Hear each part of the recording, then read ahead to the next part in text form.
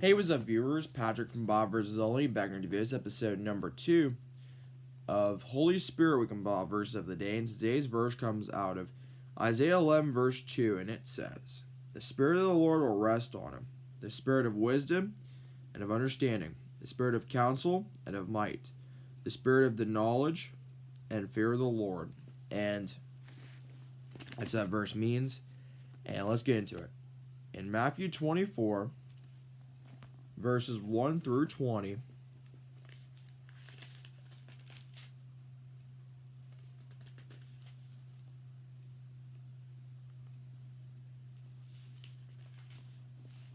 it reads, Jesus left the temple and was walking away when his disciples came up to him to call his attention to its buildings.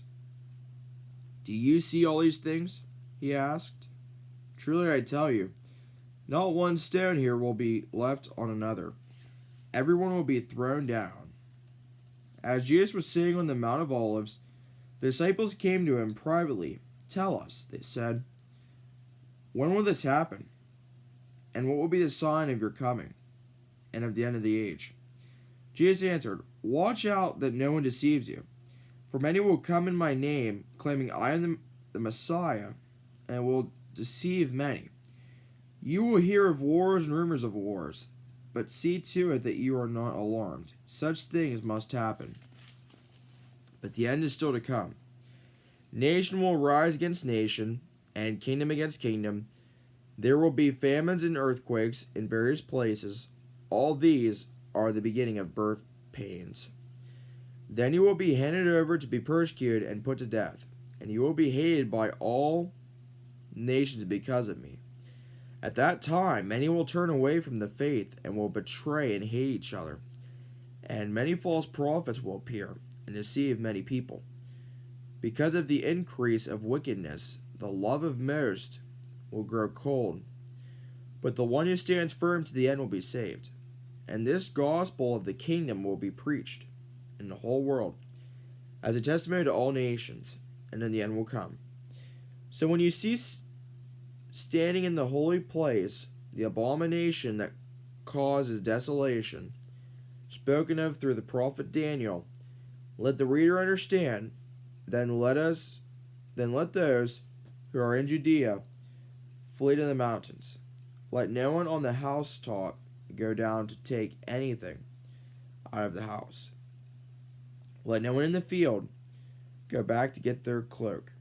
How dreadful it will be in those days for pregnant women and nursing mothers. Pray that your flight will not take place in winter or on the Sabbath." And that's that verse means. And that's all for the verse portion. And let's get into the next one. In the book of Genesis, in chapter 15, verses 1 through 6, it says, "After this, the word of the Lord came to Abram in a vision. 'Do not be afraid, Abram. I am your shield, your very great reward.'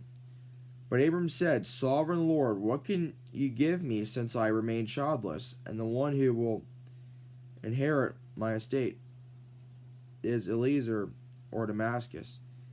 And Abram said, 'You have given me no children, so a servant in my household will be my heir.' Then the word of the Lord came to him, 'This man will not be your heir, but a son who is your own flesh and blood will be your heir.' He took him outside and said, 'Look up at the sky and count the stars. If indeed you can count them.' Then he said to him, 'So shall your offspring be.' Abram, Abram believed the Lord, and he credited it to him as righteousness." And finally, in Hebrews 11, verse 6,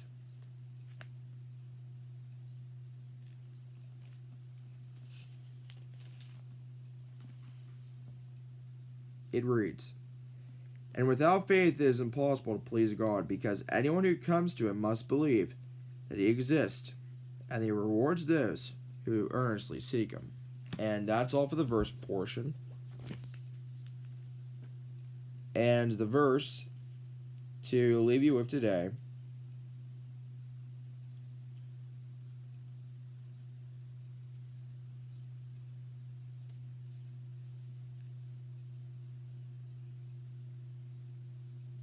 is Matthew 7:24, and it says, "Therefore everyone who hears these words of mine and puts them into practice is like a wise man who builds his house on the rock." And that's going to be the video. Thanks for watching. And thanks again, viewers, in every way, God's way is always the best way.